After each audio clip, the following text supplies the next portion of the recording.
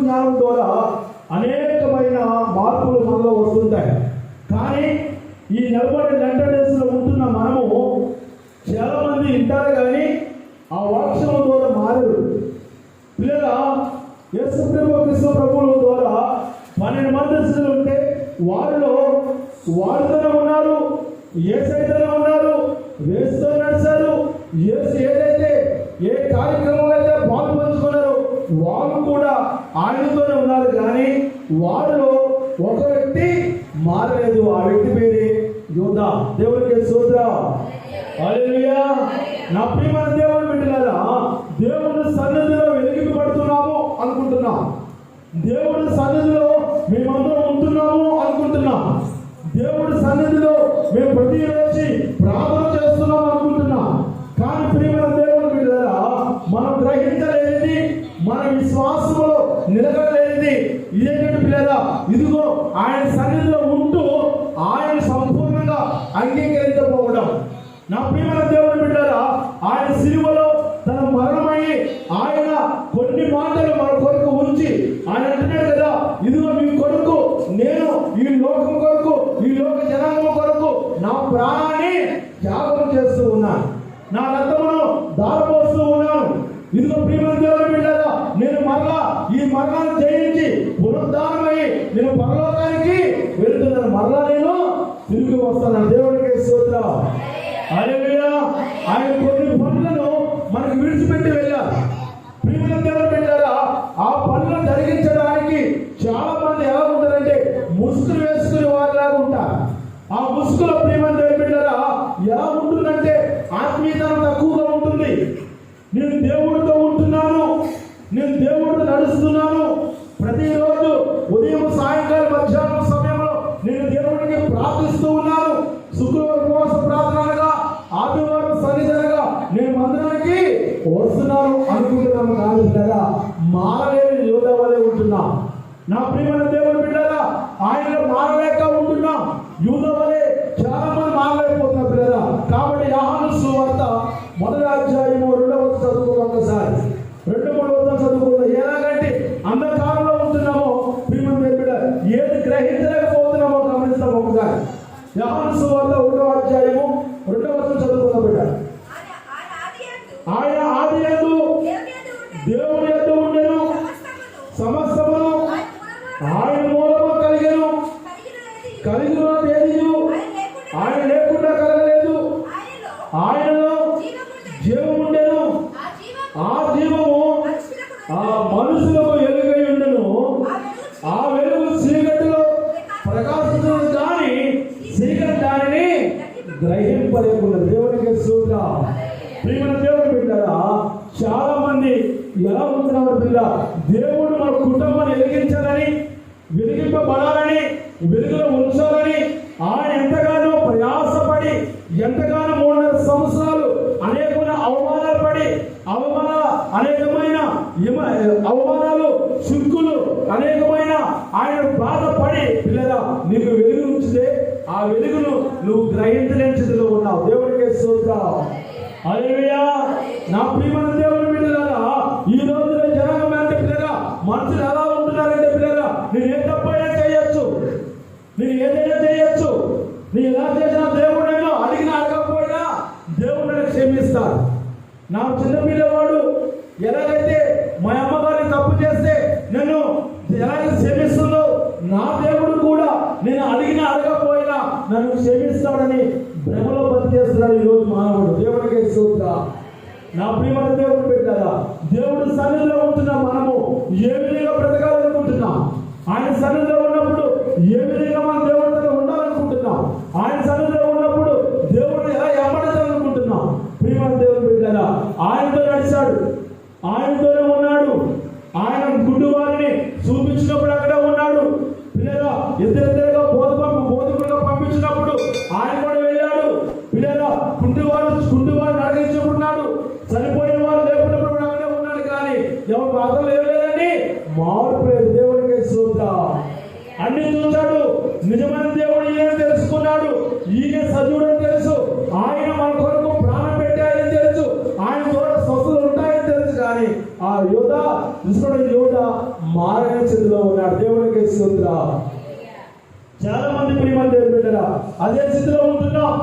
మనం సంఘంలో ఉంటున్నాము కానీ ప్రియమైన దేవుని బిడ్డరా సంఘ పెద్దగా ఉంటున్నాం, సంఘం విశ్వాసంగా ఉంటున్నాం, సంఘంలో అనేక బిడ్డలుగా ఉంటున్నాం కానీ మనలో మార్పు లేదండి. ప్రియమైన దేవుని బిడ్డరా గమనించండి, ఎప్పుడైనా సరే ఇందాక చెప్పినట్టుగా నీ పక్క వారికైనా వందనాలు చెప్పావమ్మా, వాళ్ళు ఎందుకు కూర్చున్నారు, నీ పక్కనే కూర్చున్నారు, నువ్వు ఆలస్యంగా వచ్చావు, నీకంటే ముందు తల్లి వచ్చింది. కానీ కనీసం పక్క వారికి నీ చేతుల్లో వందనాలు కానీ ప్రేమలు కానీ చెప్పారా? నా ప్రేమ ఏం నేర్చుకున్నా, నా యేసయ్య ప్రేమను ఏం నేర్చుకున్నా? నా ప్రేమ దేవుని బిడ్డరా ఆయన భూమి ఆకాశాల మధ్య ఎలాడుతూ ఉన్నాడు. యేసయ్య ఆయన ఈ గాయముల మధ్యన భూమి ఆకాశాల మధ్య మెట్ట మధ్య ఎండాకాలంలో 3 గంటల సమయంలో పిల్ల ఇదిగో విపరీతమైన ఎండతో ఆయన కలిగిన ఆ గాయాలు తగిన గాయాల చేత ఆయన రక్తమంతా దారిపోసినప్పుడు పిల్ల ఇదిగో భూమి ఆకాశం మధ్య ఎలాడుతూ ఉన్నాడు. అక్కడ 3 గుంపులు ఉన్నాయండి. ఒకటి అవమానపరిచే గుంపు, ఒకటి ఏడ్చే గుంపు, ఒకటి అధికారం కలిగిన గుంపు. రకరకాలుగా ఆయన వేలం చేస్తూ ఉన్నారు. ఎంత వేదన చేసినా సరే పిల్లల ఇదిగో పైనుండి ఆయన దేవుడు అంటాడు కదా, తండ్రి మీరేమి చేస్తున్నారు మీరు తెలియదు కనుక వీరిని దేవుడికి స్తోత్రం. ఆ ప్రేమ నీలో ఉన్నదా బిడ్డ?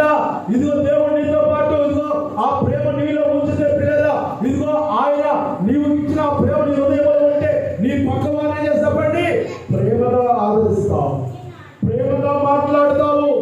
ఎందుకంటే నువ్వు వద్దు కూర్చోవు, నువ్వు కూర్చోగానే ఆ తల్లితోనో ఆ తమ్ముడితోనో అయ్యా నీకు వందన తండ్రి, అయ్యా నీకు శిష్యులు నీకు ఆ ప్రేరణని కంపల్సరీ మనము చెబుతాం. అంతేగాని వచ్చి కూర్చోండి లేదా గమనించండి.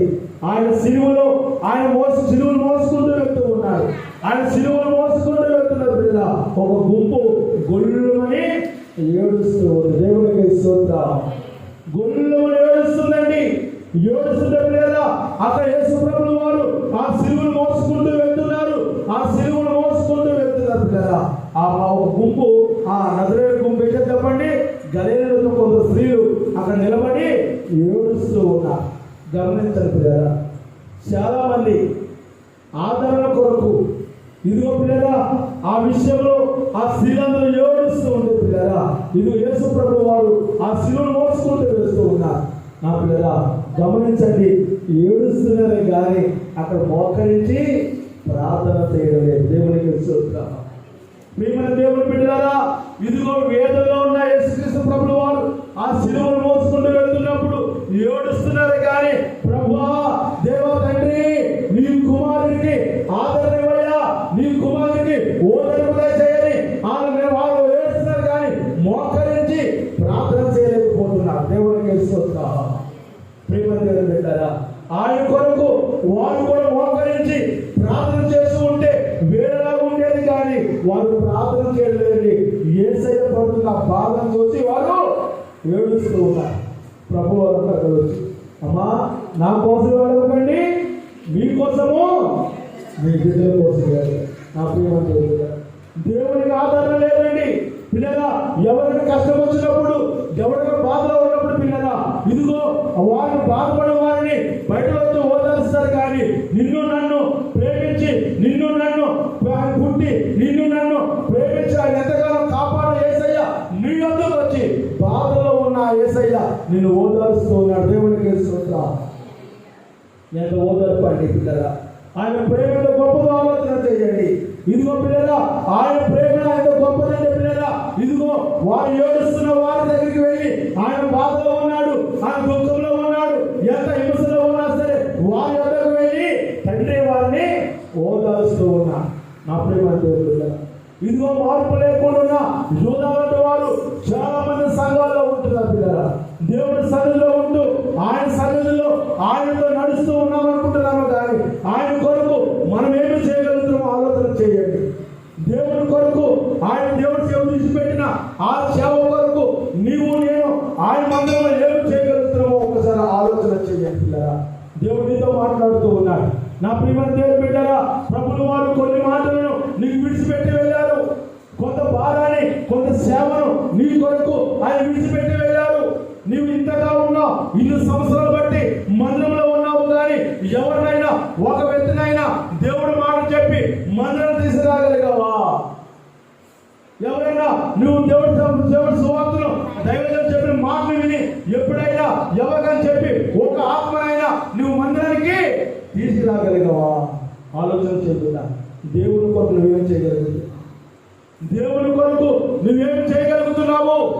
ఇదిగో వస్తున్నాము, ప్రార్థన చేస్తున్నాము, వస్తున్నాము, ఇంటికి వెళ్తున్నాము, వస్తున్నాము, దేవుడి సన్నిధిని కాసేపు ఉంటున్నాము, పాటలలో, ఆరాధనలో, వాక్స్లో ఉంటున్నాము, కానీ నా తండ్రి కొరకు, నా యేసయ్య కొరకు, నీ కొరకు ప్రాణం పెట్టి యేసయ్య కొరకు నువ్వేమి చేస్తున్నావు ఒక్కసారి ఆలోచన చేసుకోండి.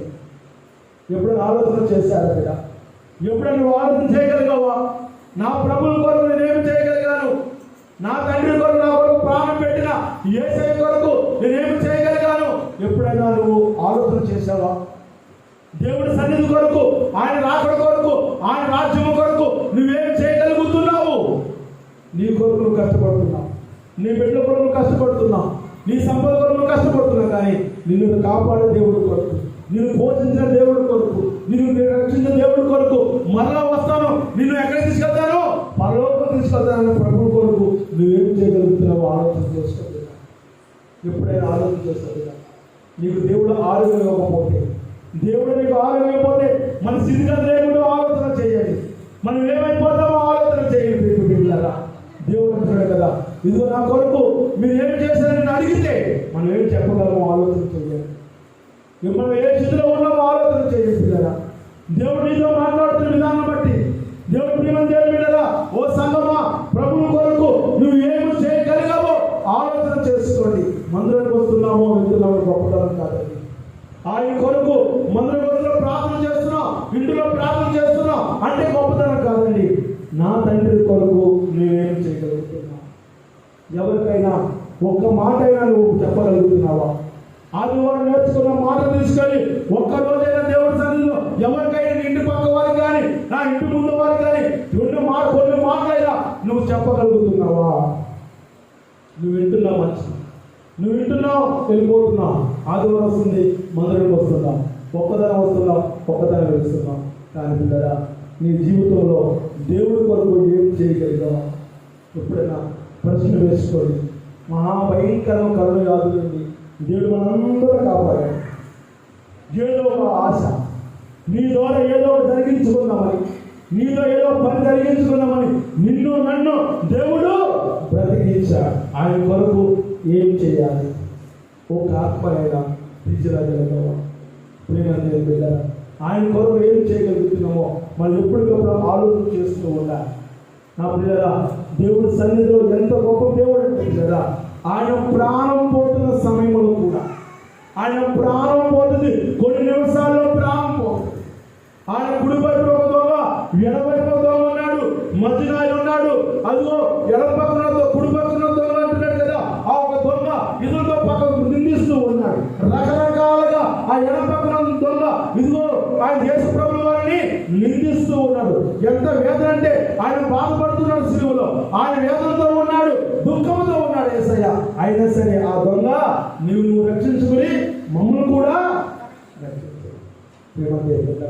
ఇదిగో ఆ పక్కన దొంగ అంటాడు కదా, మనం చేసిన దానికి సిలువ శిక్ష కరెక్టే, కానీ ఆ నీతి సూర్యునికి ఆ సిలువ నా పిల్లరా, ఆ చివరి క్షణంలో ఆ దొంగ అన్నప్పుడు, తండ్రి నీ రాజ్యంలో వచ్చి నన్ను జ్ఞాపకం చేసి, చివరి క్షణము ఇంకా కొన్ని క్షణాల్లో ఆయన ప్రాణం పోతుంది అనగానే, తండ్రి ఏ పని అయితే ఆయనకు అప్పచెప్పాడో, ఏ పని మీద అయితే యేసుక్రీస్తు ప్రభువు వారు ఈ లోకానికి వచ్చాడో, కొన్ని క్షణాల ముందు కూడా ఆయన తండ్రి తన అప్పచెప్పిన పనిని ఆయన మర్చిపోలేదండి పిల్లరా. వెంటనే అతను నేడు నాతో పరదేశంలో ఉందో కాక. దేవుడికి స్తోత్రం. హల్లెలూయా, హల్లెలూయా. నా పిల్లరా, తండ్రి తండ్రి అప్పచెప్పిన పనిని పిల్లరా, అతను చివరి క్షణంలో కూడా ఆయన ఆయన ఆ పనిని మానలేదండి. నా పిల్లలా, ఆయన విడిచిపెట్టిన పని నువ్వెంతవరకు చేయగలుగుతున్నావు ఆలోచించుకోండి. నువ్వెంతవరకు చేయగలుగుతున్నావు ఒకసారి పరీక్ష చేసుకోమని అడుగుతున్నాను పిల్లరా, ప్రేమందేని పిల్లరా. ఒకప్పుడు నాయన ఇది ఒక ధవళేశ్వరాన్ని అందరూ తెలుసుకుంటున్నాను. రాజమండ్రి ధవళేశ్వరం తెలియండి, రాజమండ్రి ధవళేశ్వరంలో ఆనాడు కాటం దొరగారు బ్రిడ్జి కడుతున్నప్పుడు, ఆ బ్రిడ్జి కట్టినప్పుడు కొందరు కూలీలు అక్కడ వలస వచ్చినప్పుడు కదా అక్కడ ఆ ప్రాంతంలో కొన్ని ఆ ప్రాజెక్ట్ కట్టడానికి రకరకాలైన వ్యక్తులు వచ్చి అక్కడ కూలి పని చేస్తూ ఉండేవారు. చేస్తున్న పిల్లల అక్కడ వాళ్ళు ఎప్పుడో కూలి పని చేసుకుని వారు కొందరు అనేక రాష్ట్రాల నుంచి వచ్చారు, అక్కడ పని చేసుకుంటున్నారు. ఒక దైవజనుల కుటుంబం వచ్చింది. ఆ దైవజనుడు పని చేసుకుంటూ అతను ఒక దైవజనుడు పిల్లల కొన్ని ఊరు ప్రాంతాలు ఆ ఏరియాలో కొన్ని ప్రాంతాలు సువార్తలు ప్రకటిస్తూ వెళ్తూ ఉన్నారు. ఆ వెళ్తున్న పిల్లల అతన్ని ఆ ప్రాంతంలో తిరిగి సువార్త బోధిస్తున్నారని చెప్పి ఆ కొందరు ఆ వ్యక్తిని చెట్టు కట్టేసి కొట్టేస్తూ ఉన్నారు. చెట్టు కట్టేసి కొడుతూ ఉన్నారు. ఆ రకరకాలుగా మాట్లాడుతున్నారు. ఆ దొరనికి అందించాడు, ఆ తెల్లని ఏమిచ్చాడురా, నీవు ఈ విధంగా బోధిస్తున్నావు, నువ్వు ఎంత గమనైపోయావు అని రకరకాలుగా ఆ వ్యక్తిని కట్టేసి కొడుతుంటే నోటంటే రక్తం కారుతుంది. కానీ అతను ఎవరు అయ్యో పాపమని ఎవరు అతన్ని విడదీయడం లేదండి. పిల్లరా చెట్టు కట్టి వేశారు, కొట్టేస్తున్నారు. కొట్టి వాళ్ళ చేతికి ఆ నొప్పులు పుట్టి వాళ్ళే వెళ్ళి కూర్చున్నప్పుడు లేదా అతను ఆ మండుడి ఎండలో ఆ చెట్టు కారుతుంది, నోటంట బ్లడ్ కారుతుంది, ముక్కులంట బ్లడ్ కారుతుంది. ఇది కారుతున్నప్పుడు లేదా అతను ఏమవుతుందో చూద్దామని ఆ చెట్టు కింద కూర్చుని చూసేవాడు చూస్తుంది. అతను అంటాడు కదా, ఒకే మాట అంటున్నాడు, దేవుని ప్రేమ ఇదిగో జనులార భావంబు నన్ను ఎరుగరే, కేవలము నమ్ముకున్న పరలోక సంగము ఏనగును. దేవునికి స్తోత్రం. ఆయన నతనీయులే కదండి, ఆయన పేరు నతనీయులు అయ్యాడు. పిల్లరా ఆయన దేవుడు ఆ లోకమంతా వచ్చి ఆయన కొడుతూ ఉంటే పిల్లరా ఇదిగో ఆయన యేసయ్య ఏ ప్రేమ విడిచిపెట్టి వెళ్ళాడో అయ్యగారిలో ఆ ప్రేమ ఉంది కనుక ఆయన సువార్త కొరకు పిల్లరా ఆయన దెబ్బలైనా పట్టాడు, కానీ ఆయన వారిని ఒక్క మాట అయినా దేవునికి స్తోత్రం. హల్లెలూయా. ప్రియమైన దేవుని బిడ్డలా, దేవుడు నమ్ముకున్న వారికి పిల్లరా దేవుడిచ్చే గొప్ప వరం పడి తెలుసా. ఇదిగో వాడు అంటున్నాడు కదా, దేవుడు నమ్ముకుని ఆయన కొరకు నువ్వు పాటు పడితే, ఆయన కొరకు నువ్వు ప్రయాసపడితే, ఆయన కొరకు నువ్వు సువార్త బోధిస్తే, ఆయన కొరకు అనేక బిడ్డలను మందిని నడిపించగలిగితే నీకు గొప్ప బిరుదు దేవుడిస్తున్నాడు. ఆ బిరుదు ఏమిటి తెలుసా, నీవు ఆయనతో ఉన్నవారు కాదా అంటున్నా. దేవునికి స్తోత్రం. హల్లెలూయా. దేవుడితో నువ్వు ఉన్నప్పుడు, దేవుడి సేవ నువ్వు జరిగిస్తున్నప్పుడు, దేవుడి మందిరంలో నువ్వు పని చేస్తున్నప్పుడు దేవుడు నీకు ఇచ్చే ఒక మంచి పేరు ఏమంటే లోకమంతా అంటుందండి. నేను చూసే ఒక మాట ఏమంటే, మీరు ఆయనతో ఉన్నవారు కాదా అంట. లూకా సువార్త 22:50 చదువుకుందాం ఒకసారి. లూకా సువార్త 22:56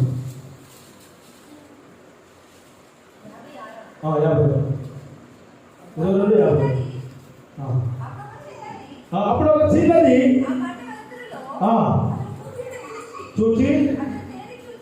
చూచి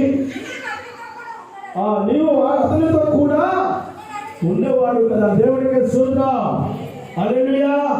నా ప్రియమైన దేవుని బిడ్డలారా, అక్కడ ఎవరో చెప్పండి, పేతురు గారు మంట కాసుకుంటున్నారు. అక్కడ పేతురు గారు ప్రియరా యేసు ప్రభువు వారిని ఆయన బంధువులను పట్టుకుని ఆ పట్టుకు తీసుకెళ్ళిపోతుంటే అది వెనకాల వెళ్తూ ఉన్నారు. చెప్పండి, పేతురు గారు. దేవుడికి స్తోత్రం. ప్రియరా దొంగచాటుకు వెళ్తూ ఉన్నాడు. వెళ్తుంటే ప్రియరా ఇదిగో ఒక మంట కాచుకున్న సమయంలో ఒక చిన్నది అంటుంది కదా, ఇదిగో నీవు ఆయనతో ఉన్నవాడు కదా అంటుంది. ప్రియరా ఈ రోజు ప్రియరా క్రైస్తవ బిడ్డలైన వారిని ఆ మాటలు అనిపించుకోగలుగుతున్నావా? ఆ మాట నిన్ను చూసేవారు అనగలుగుతున్నారా?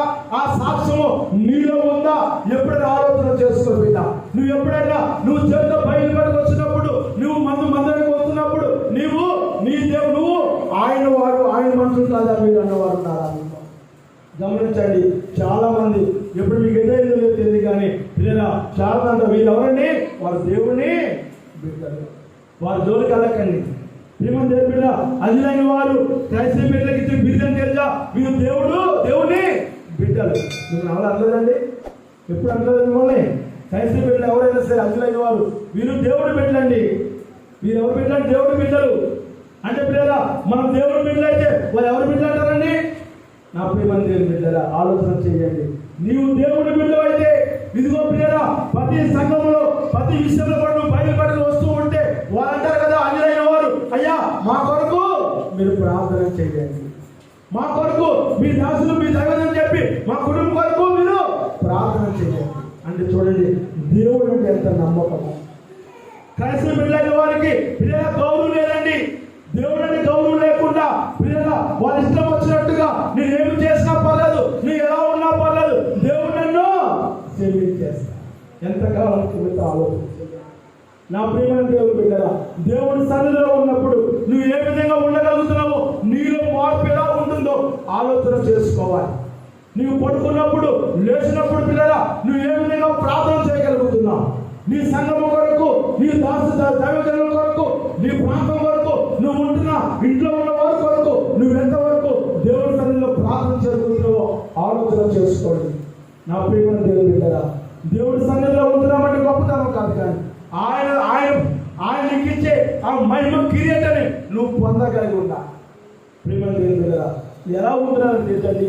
ఈ లోకంలో క్రైస్తవులైన వారు ఏ విధంగా బ్రతుకుతున్నామంటే బ్రతికేస్తున్నాము అనుకుంటున్నాము, కానీ ఎలా బ్రతకాలో కూడా అర్థం కాని స్థితిలో ఉందండి. నా పిల్లల దేవుని కొరకు ఎంతో కొంత నీవు ఆయన రాకడ వచ్చినప్పుడు లేక నీ పోగడ నీ సమయం అయినప్పుడు దేవుడు నీ లెక్కడిస్తాడు. నా కొరకు నువ్వేమి కనీసము ప్రభువు వారికి చెప్పడానికైనా నీకు ఒక కార్యమని లోకంలో నువ్వు చేసి ఉండా. నేను బాప్తిజం తీసుకున్నానయ్యా, నేను బాప్తిజం తీసుకున్నా అంతే, నా పని అయిపోయింది. బాప్తిజం అనగానే లేదా ఇంటికి పునాది వేసుకున్నట్లే. నువ్వు ఇంటికి కట్టుకున్నప్పుడు ఇంటికి పునాది వేసుకుంటావు. ఇల్లు కట్టాలంటే ఇంకేమి చేయముందండి, పునాది వెయ్యాలి. బాప్తిజం అనగానే క్రైస్తవ జీవితానికి ఒక పునాది. ఆ పునాది పైన విశ్వాసం అనే ఇల్లును మనమే కట్టుకోవాలి. దేవునికి స్తోత్రం. విశ్వాసం అనే ఇల్లును ఆ బాప్తిజం పునాది పైన మనము కట్టుకోవాలి. నా ప్రియరా, ఇంటి పునాది వేసిన తర్వాత దానిపైన ఇల్లు కట్టకపోతే ఆ పునాది వేయలేదని చెప్పండి, రకరకాలమైన చెట్లు, రకరకాలమైన విధాలమైన ఏంటంటే పందులు రకరకాలు చేరి ఆ పునాదిని నాశనం చేస్తూ ఉంటాయి.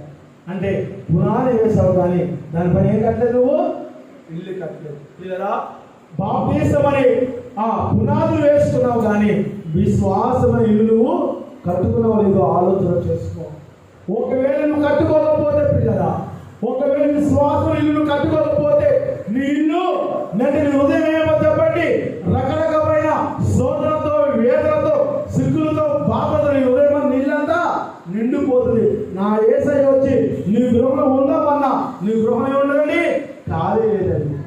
నా పిల్లరా, ఇదిగో పిల్లరా, యేసుక్రీస్తు ప్రభువు వారు ఇదిగో దెయ్యం పడిన ఒక స్త్రీని, ఆ దెయ్యాన్ని ఎలబడినప్పుడు పిల్లరా ఆ దెయ్యం వెళ్ళిపోయింది. ఆ స్త్రీ అయితే ఆ ఇల్లంతా శుభ్రంగా అలుపుకుంది, ముగ్గులు వేసుకుంది, అన్ని రెడీ పెట్టుకుంది. కానీ ఉండవలసిన వారిని ఇంటిలోనికి ఆ తల్లి ఆహ్వానించలేదండి, ఇంట్లోకి పిలవలేదు. కానీ ఆ ఇల్లు ఖాళీగా ఉంది. ఇదిగో పిల్లరా, కొంతకాలం అయినప్పటికీ విడిచిపెట్టిన దెయ్యము వెళ్ళింది, తిరిగింది. నీ విడిచిపెట్టిన ఇల్లు ఎలా ఉందో చూద్దామని ఆ ఇంటికి వచ్చింది. రాగానే పిల్లల ఇళ్ళలో చెప్పండి శుభ్రంగా ఉంది, చక్కగా ఇంట్లో ఎవరు లేరు, ఖాళీగా ఉంది, చక్కగా ముగ్గులు పెట్టుంది, చక్కగా ప్రశాంతంగా ఉంది. చూసింది, వెళ్ళింది, తిరిగి వెళ్ళి దాంతోపాటు కొన్ని దెయ్యాలను తీసుకువచ్చి మొదటి స్థితి కంటే తర్వాత స్థితి ఏమైపోయిందండి, ఘోరంగా అయిపోయింది. నా పిల్లల బాప్తిజం తీసుకున్న నీవు నీ గృహంలోనికి, నీ ఇంటిలోనికి నా యేసయ్య నువ్వు ఆహ్వానిస్తూ ఉండాలి. నువ్వు ఎప్పుడైతే ఇందులో పెట్టుకుంటావో నీ విశ్వాసం అనే ఆ ఇల్లు నువ్వు కట్టుకోవాలని ప్రయత్నం చేసుకుంటావో దేవుడు నీకు సహాయము అందిస్తూ ఉంటా. అంతేకాని పిల్లరా, దేవుని కృపను బట్టి నువ్వు విశ్వాసంగా బాప్తిజం తీసుకుని నేను నెమ్మదిగా ఉన్నాను, నేను దేవుడి సన్నిధికి వెళ్తున్నాను, ఆదివారం రాగానే చక్కటి వస్త్రాలు ధరించుకుని నేను మందిరానికి వెళ్తున్నానంటే గొప్పతనం కాదండి. నీలో ఒక పట్టుదల ఉండాలి, నీకు ఒక గురి కలిగి ఉండాలి. ఒక చదువుకునే బిడ్డ చూడండి, ఆ బిడ్డకు ఒక గురి ఉంటుంది. ఏమిటి? మంచిగా చదవాలి, ఒక మంచి జాబు సంపాదించాలి. ఆ బిడ్డకు స్కూల్ వేసిన కాడి నుంచి ఆ బిడ్డ డిగ్రీ కాని వరకు ఆ బిడ్డకు ఒక గురి ఉంటుంది, ఆ బాబు ఒక గురి ఉంటుంది. ఆ గోల్ ఏంటంటే నేను ఒక జాబుని కొట్టాలి. అలాగే పిల్లరా, క్రైస్తవ బిడ్డలకు పిల్లరా ఒక గురి కలిగి ఉండాలి. ఆ గురి ఏంటంటే ఎలాగైనా సరే నేను దేవుడి సన్నిధిలో నా కొరకు నిర్మించబడ్డ ఆ పరలోక రాజ్యములో ఆ బంగారు వీధుల్లో నేను ఉండాలి. దేవునికి స్తోత్రం. ఆ గురిని కలిగి ఉండాలి.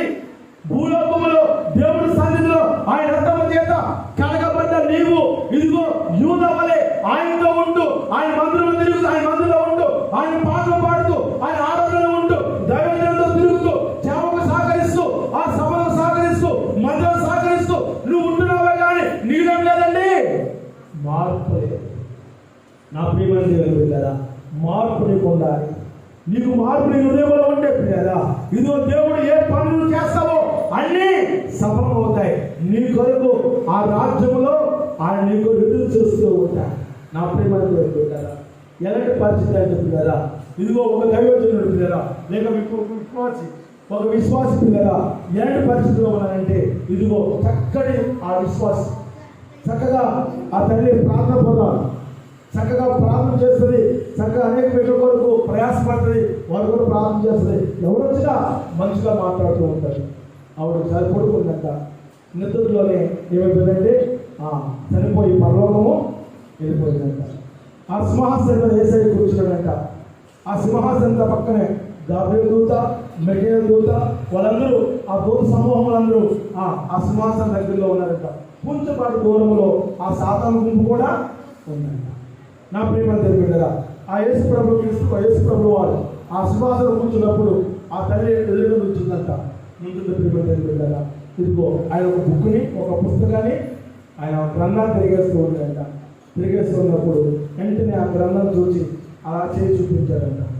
అలా చేసి చూపించాడు ఆ స్త్రీని, లేక ఆ పురుషుని బిడ్డలారా, ఇదిగో ఆ ఎవరు నా గుంపు వచ్చి బరాబరి లాక్కుపోతాడంట.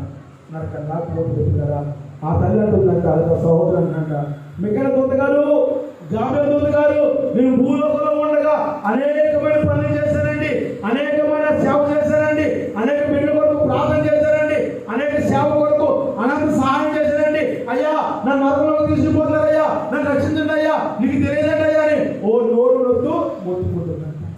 వాళ్ళు కాలు పట్టుకుని ఆ నరకంలోకి లాక్కుపోతున్నారంట.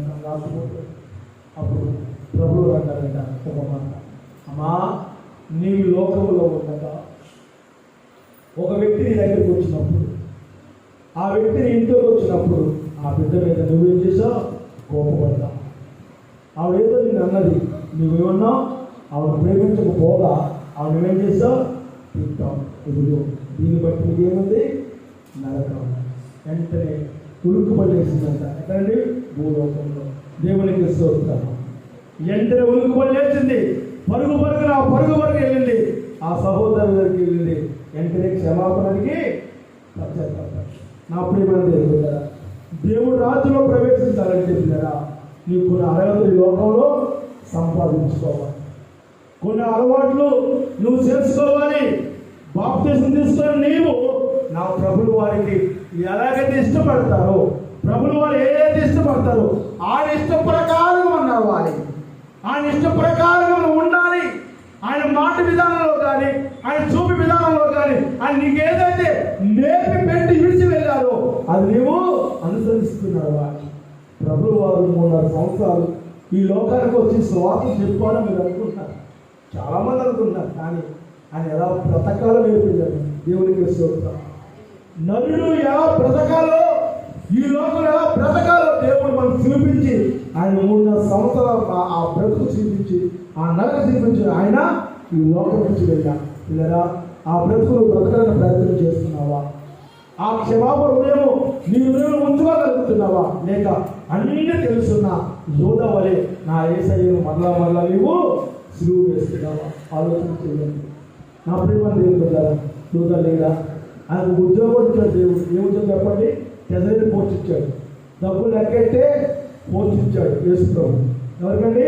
యువతలు. ఏంటంటే ఎక్కడ సభలు జరిగినా, ఎక్కడ మనకు అందరూ ఒక ఇంట్లో కూడుకున్నా, బోర్డు వల్ల ఏది కావాలన్నా ఆ డబ్బు మీ దగ్గర పెట్టుకోమని ఒక టెర్రర్ పోస్టు అతను యోధాకి ఇచ్చాడు. మారతాడు అయినా మారలేదండి. కదిలేని వాడు కల్పించినప్పుడు దేవుడు అక్కడ యోధ అక్కడే ఉన్నాడు. ప్రేమ దేవుడు పెట్టిన చనిపోయిన లాభం లేకున్నప్పుడు కూడా ఆయన అక్కడే ఉన్నాడు. పాడి మీద ఎదురాల కుమారుడు వెళ్ళిపోతుంది, చనిపోయిపోతుంది. పాడిని ముట్టి లేపినప్పుడు కూడా ఆయన అక్కడే ఉన్నాడు.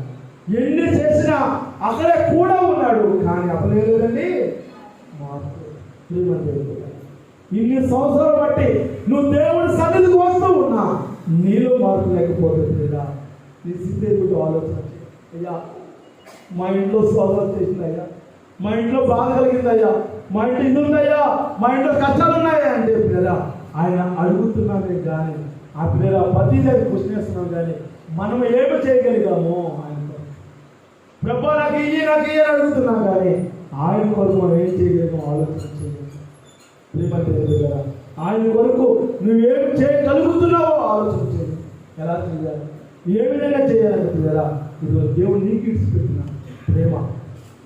నలుగురితో మంచిగా మాట్లాడు. నలుగురిని ఆ శ్రమ వచ్చిందంటే నలుగురి అక్కడికి ఫోన్ చేసుకుని అమ్మా మన సిస్టర్ గారి ఊళ్ళో బాధంట, మన సంఘానికి వెళ్ళి మన నలుగురు వెళ్ళి ప్రార్థించాలండి.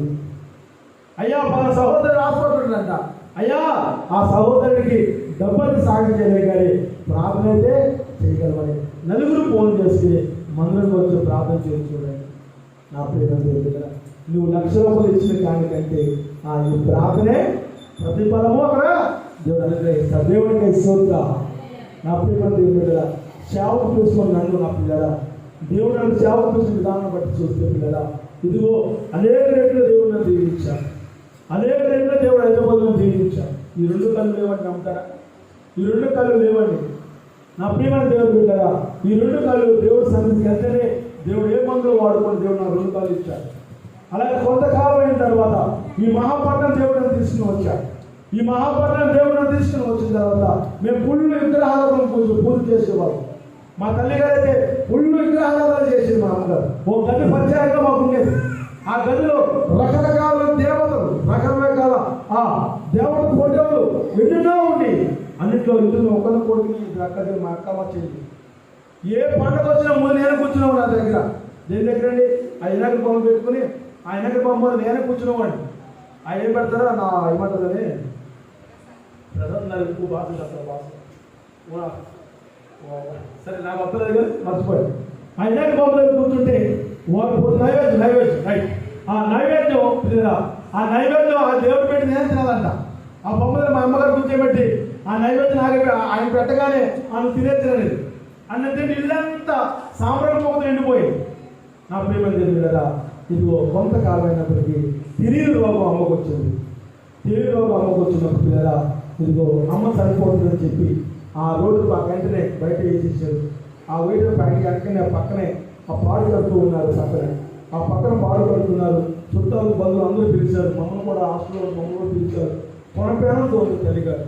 అంటే తులసి వేస్తారు కదా, ఆ తులసి వేసే టైంలో ఉంది. ఆ పక్కన పాలు కట్టేస్తారు. ఊళ్ళో అందరూ వచ్చి మా చుట్ట బంధువులు అందరూ వచ్చేసారు. ప్రేమ ఒక తల్లి ఒక పెద్ద ఆమె వచ్చింది. అమ్మ ఆ చెవులకి వెళ్ళి అంటుందంట, అన్ని దేవతలను చూసాం, అన్ని కొండల మెట్లు అన్నీ ఎక్కావు కదా, ఇదిగో ఏసులో ఉన్న అమ్మాయి చెవులు చెప్తున్నా చెప్పారు పిల్లరా చనిపోతుంది. ఒక 15 నిమిషాల్లో 10 నిమిషాల్లో చనిపోతుంది. ఆవిడ ఒక 20 నిమిషాల వరకు ఆగిన తర్వాత లేచి కూర్చుంది. దేవుడికి సూరుగా ఆ మనిషి తల్లి అనుకుందంట, నేను బ్రతికితే వెస్ట్ గోదావరి జిల్లాలో ముదురుపాడులో సాగు ఉంటుంది, అక్కడికి నేను వస్తానయ్యా, శనివారం 7 వారాలు వస్తానయ్యా, నన్ను బ్రతికించయ్యా అనగానే ఆ తల్లి వెంటనే దేవుడు మా తల్లికి స్వస్థత కూర్చోబెట్టాడు. నా తల్లి ఎప్పుడైతే ఆ లేచి దేవుడు తెలుసుకుని ఆ విగ్రహాలను తీసి పక్కన పెట్టేసిందో నా నాన్నగారన్నే సరిపోయా. నా ప్రేమ దేవుడు ఉన్న ఆస్తి నమ్మేసి మా అమ్మగారు మా అమ్మగారు పెద్దవాళ్ళు చూపిస్తున్నా వెళ్ళలేదండి. మమ్మల్ని మా అక్కని మా చెల్లి ముగ్గురు పెట్టుకుని మా అమ్మగారు దేవుని ఎదుగా ఉంది ప్రార్థన ప్రార్థన ప్రార్థన ప్రార్థన. ఆవిడ ప్రార్థన చేస్తున్నప్పుడు కదా సాతాను గారు శోధిస్తారని మొదలు పెట్టేవారు. ఇంతకేమీ ఉండేది కదండి. మీరు నమ్మరు. ఎందుకంటే నా అనుభవం మీకు చెప్తాను, సాక్ష్యం చెప్పండి ఎవరు చెప్పలేదు కనుక నా సాక్షులు యాత్ర చెప్పి వెళ్ళిపోతారు.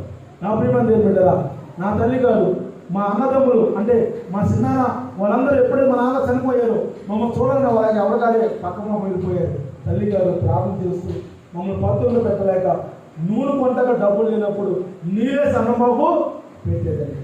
దేవుని అడుగుతుంటే అమ్మ ఎప్పుడు చూసినా ప్రార్థనలు ఉండేది. మాకు ఇంట్లో కరెంట్ ఉండేది కాదు, దేవుని పుట్టి పెట్టుకుని ప్రార్థన చేస్తూ ఉండేది అమ్మ. ఎప్పుడు చూసినా మేము కొంతసేపు పడుకునే వాళ్ళం. అమ్మ ఉదయం 10 గంటల వరకు 11 గంటలకు ప్రార్థన చేసేది, 3 గంటలు లేదు మళ్ళీ ప్రార్థన చేసేదండి. నా ప్రేమ దేవుని దగ్గర ప్రార్థన చేసినప్పుడు దేవుని అడిగింది, ఆయన ఈ 3 కుమారుడిని నేనేం చేయాలంటే నా తండ్రి మా అమ్మతో మాట్లాడింది, అమ్మా నేను విడిచిపెట్టను, నీ బిడ్డలను విడిచిపెట్టాను, నిన్ను దీవిస్తాను, నీ బిడ్డలను దీవిస్తానని చెప్పాను. నా పిల్లల ఆ స్వరం నా తల్లి ఇంకా ఇంకా కొనసాగుతూనే ఉండేది ప్రార్థనలో. నా పిల్లల ఉండగా నా 2 కళ్ళు ఏం చేయాలి అర్థం కాదు. ఆసుపత్రికి పంపించింది. నేనేం చేసేవాడిని అంటే కలుపుకోవడం వల్ల కారణం ఏంటంటే వెళ్ళేవాడిని, మందులకి వెళ్ళేవాడిని, సగం డ్రమ్ కొట్టేవాడిని. 12 గంటలు అయిపోయింది. నేను మా ఊరు సినిమా థియేటర్ ఎక్కువ, సినిమాకి వెళ్ళిపోయేవాడిని. మా అమ్మగారు అడిగితే ఇబ్బంది అమ్మా ఎక్కడికి వెళ్ళాలంటే నేను వాలీబాల్ ఆటకి వెళ్ళాలని చెప్పి ఆటలు ఆడుతూ ఉండేవాడిని. కొంతకాలంలో నడిచిన తర్వాత నా 2 కళ్ళు పోలేదు, ఆటోమేటిక్గా పోలే. అంతే, అది దెబ్బ తగిలిపోలేదు, ఆ నిద్రలోనే ఆ కళ్ళు కనపడి వెళ్ళిపోలేదు. అలా కొంత 4 రోజులు ఉన్న తర్వాత ఆసుపత్రికి వెళ్ళాం. ఆసుపత్రికి వెళ్ళిన తర్వాత పిల్లల డాక్టర్ అన్నారు ఆపరేషన్ పడుతుంది, వస్తే కళ్ళు వస్తే నేను బాగుని చెప్పాను. అప్పుడు వెంటనే మా అమ్మగారి దగ్గరికి వెళ్ళమ్మా ఏడవకు, నిన్ను స్వస్థపరిచిన దేవుడు నన్ను కూడా స్వస్థపరుస్తాడు, నేను అక్కడికి వెళ్తానమ్మా, మన స్థానానికి వెళ్తాను అని చెప్పగానే పిల్లల మా అమ్మ ఒక యవనస్తుడికి నన్ను ఇచ్చి పంపించింది. అంటే నన్ను చేపట్టిన తీసుకెళ్ళారు. ఉదయం 7 గంటలకు ప్రారంభం అవుతుంది, 4 గంటలకు ప్రేరణ అయిపోతుంది. పిల్లల మీరు నమ్మరు, ఎప్పుడైతే 4 గంటలకు ప్రేరణ ముగింపు అయ్యారు వచ్చి ఆ తైలం చల్లినప్పటికీ పిల్లల నన్ను పట్టుకుని తీసుకున్న వ్యక్తి పిల్లల నువ్వు వచ్చిన నడుచుకుంటూ వచ్చేసాను. దేవుడికి స్తోత్రం. వెంటనే దేవుడిని స్వస్థపరిచాడండి. నా పిల్లల ఇదిగో మా తల్లిగా నాకు తెలియదు, నేను సేవకు సమర్పించిన సంగతి నాకు తెలియదు. హైదరాబాద్లో మీ నంబరు హైదరాబాద్ ఎంతో గొప్పగా దీవించాడు పిల్లల. డబ్బులు లెక్క పెట్టాడు కూడా ఆడ ఖాళీ దేవుడు నన్ను దీవించాడు. దీవిన తర్వాత నాకు దర్శనం, నేను ఏమంటే నిన్ను మొదట ఏ స్థితి అయితే ఉందో ఆ స్థితి నిన్ను తీసుకుపోతాను అంటే, ఎందుకంటే మా బిజీలో పడిపోయి ఒక 5 నిమిషాలు కూడా ప్రార్థన చేసేవాడిని కాదండి. ఒక 5 నిమిషాలు కూడా బిజీలో పడి ప్రార్థన చేసేవాడిని కాదండి. దీవిస్తున్నాడు కాబట్టి, డబ్బు ఉంది కాబట్టి నా ఇష్టం వచ్చినట్టుగా చేసేవాడిని తప్ప ప్రార్థన మట్టికి చేసే తల్లి నా దగ్గర వెళ్ళేది. మా తల్లిని నాయన ఒక్క 10 నిమిషాలు దేవుడికి సమయం ఇవ్వరు నాయన, ఒక్క 10 నిమిషాలు దేవుడిని ప్రార్థన చేయి, నీకు అన్నీ నీకు ఉంటానంటే అమ్మ నువ్వు ఉన్నావు కదా నువ్వు ప్రార్థన చేయి అని చెప్పి కదా నువ్వు చెప్పాడు వినలేదండి. వెంటనే 5 గంటల సమయంలో ఆ సోదరు నుంచి బోధకులు వస్తుంటే జరిగింది 2013 సంవత్సరం, 2013 జరిగింది. వస్తుంటే పిల్లల 5 గంటల సమయంలో పాలు ఉన్నాయి, పేపర్ ఉన్నాయి. ఉదయం వస్తుంది, కుక్కర్ వచ్చింది. వెంటనే ఆ బండి డబ్బాలు స్పీడ్లో ఉంది. వెంటనే యాక్సిడెంట్ అయింది. చనిపోయిన అందరూ తీసుకుని వెళ్ళిపోయారు. మరి వెంటనే దేవా అని ప్రార్థన చేయగానే కొనపేమతో వేశాను, బండి తీసుకొచ్చాను. లేదా నా కాలు విరిగింది, చెయ్యి విరిగింది. 10 నిమిషాలు దేవుడు ప్రార్థించమని ప్రార్థన మా అమ్మ ఇవ్వమంటే ఇవ్వనందుకు 6 నెలలు బెట్టలేకపోతున్నాను. నా ప్రేమ దేవుడు కదా, నా తప్పు చేసిన ప్రభు అని అడిగితే విడిచిపెట్టలేదండి. నా దగ్గర ఆస్తి అంత మాత్రం చేస్తున్నాడు. నేను ఎప్పుడైతే 6 నెలలు గట్టిగా పడుకున్నానో 4 లక్షలు ఆశ వచ్చింది. ఏమి లేదని తినడానికి, ఏమి లేని పరిస్థితి దేవుడు అందుకే ఇంకా చనిపోవాలి, ఎందుకు ఈ బ్రతుకు అనుకున్నాను. తర్వాత ఈరోజు నా తల్లిని కాపాడి నన్ను కాపాడని ఈ లెటర్ డే సమయంలో 40 దినాలు ఉపవాసం ఉంది. నా తండ్రిని అడుగు ప్రారంభించాను, దేవా నేనేం చేయలేదు చెప్పారమ్మా, నేనేం చెప్పారమ్మ అంటే నా కుమారుడా నువ్వు నా సేవ దేవునికి స్తోత్రం. హల్లెలూయా. నా ప్రియమైన దేవుని బిడ్డలా, దేవుని కొరకు నువ్వు ఎలా ప్రయాసం పడతావో ఆలోచన చేయాలి. సేవ నడుస్తూ ఉంది. నా దగ్గర డబ్బులేమి లేవు. నా బిడ్డ అన్నారు ప్రార్థన అయిపోయింది, డాడీ నాకు సిగ్గులు తీసిన డాడీ అన్నారు. ఉన్న 30 రూపాయలు 40 రూపాయలు దేవుడు నాకు చేస్తాం. దేవుడి దగ్గర నా దగ్గర అయితే ఏమీ లేదు. బిడ్డలు ఎప్పుడు సిగ్నల్ అడిగారు, బిడ్డలు ఇంటికి పంపించేదాను. మోకరించి ప్రార్థన చేసి ప్రభువా నువ్వు సేవకు రమ్మన్నావు, నువ్వు నా వైపు చూడమని చెప్పావు, ఇప్పుడు బిడ్డలైతే తినడానికి సిగ్నెడతారు ప్రభా, నా దగ్గర ఏమీ లేదు ప్రభా. కన్నీటితో నా దేవుడి సన్నిధిలో ప్రార్థిస్తూ ఉన్నాను. నా ప్రార్థన ముగించుకున్నాను, ఇంటికి వెళ్తున్నాను. ఒక వ్యక్తి, ఒక యవనస్తుడు తమ్ముడు బండి నదిగా ఉన్నాడు. పాస్టర్ నా బండి ఎక్కండియ్యా అని తీసుకొని బండి మీద ఎక్కించుకొని ఒక మటన్ షాప్ దగ్గర తీసుకెళ్ళి ఒక అరకిలో మటన్ తీసుకొచ్చి నా ఇంటికి వచ్చిన అన్న పాస్టర్ నీకే నాకు ఇవ్వాలనిపిస్తుంది, ఇవ్వండి మటన్ అరకిలో మటన్ నాకు ఇచ్చి అసలు దేవుడికి స్తోత్రం. నా పిల్లల సింహం పిల్లలు ఆగలుగుంటాయేమో కానీ దేవుడు నమ్ముకున్న బిడ్డలు నేను సిగ్గులేని దేవుడు చెప్పండి మాట్లాడుతారు. నా ప్రేమ దేవుడు బిడ్డరా, నువ్వు నమ్ముకున్న దేవుడు గొప్పవాడు. నువ్వు ఏ దేవుడిని అయితే నువ్వు అంగీకరించావో, ఏ దేవుడు రక్తము చేత నువ్వు కడగబడ్డావో ఆ దేవుడు నమ్మకస్తుడు. అనేక కొండలెక్కో, మెట్టలెక్కో, గుట్టలెక్కో, రకరకాల ప్రాంతాలెక్కో, ఎక్కడ ఏమి జరగలేదని ఇక్కడికి వచ్చావు. నిజమైన దేవుడు ఈయన తెలుసుకుని వచ్చావు. ఇక్కడ కాదనుకుంటే ఎక్కడికి వెళ్ళిపోతావు ఆలోచన చేసుకో. నా ప్రియమైన దేవుడు బిడ్డలారా, ఇది నీ శివస్థితి. నా యేసయ్య నిజమైన దేవుడని నువ్వు తెలుసుకున్నావు కాబట్టి తెలుసుకున్న యేసయ్యకు నమ్మకం ఉండకు ప్రయత్నం చేయండి. ఓ ఎవరు బిడ్డ, ఓ పురుష తనలో ఆలోచన చేయండి. ఉన్న సమయాన్ని దేవుడు కొరకు నువ్వేం చేయగలుగుతున్నావు? ఆయన సన్నిధిలో ఎంత నమ్మకంగా ఉండగలుగుతున్నావు? రేపన్న రోజు దేవుడిని లెక్కడితే ఏమి చెప్పగలుగుతావో ఆలోచన చేస్తావు. దేవుడితో ఉంటూ అనేక కార్యాలు చూస్తూ నా ప్రభుని అప్పచెప్పాడు మార్పులేని యోధ. ఆ యోధ బిడ్డలుగా ఉంటావా? పేతురు బిడ్డలా ఉంటావా? ఆలోచన చేసుకో. పేతురు తప్పు చేశాడు, పేతురు అబద్ధమాడాడు, కానీ అతను ఏం చేయండి, పశ్చాత్తాపం కలిగింది. దేవుడికి అది ఇష్టమైంది. ఒకవేళ నువ్వు తప్పు చేస్తే, ఒకవేళ పొరపాటు చేస్తే నువ్వు నా దేవుడి సన్నిధికి వచ్చి పశ్చాత్తాపడి నీ పాపాన్ని ఒప్పుకో, దేవుడు క్షమిస్తాడు. పేతురు చేయగలిగాడు కానీ యూదా చేయలేకపోయాడు. యూదను కూడా దేవుడు క్షమించేవాడే. అతను వచ్చి ప్రార్థన చేసుకోగలిగితే, అతను వచ్చి తప్పును ఒప్పుకుంటే దేవుడు క్షమించేవాడు కానీ కదా ఆ పని అవి చేయలేదు కనుక ఇది మారలేదు యోధ. ఈ సిలువ జ్ఞానంలో సిలువలో తెలిసిన అనేకమైన మార్పులు ఉన్నాయి, కానీ ఆ మార్పులు చూసైనా యోధ మారలేదు కదా.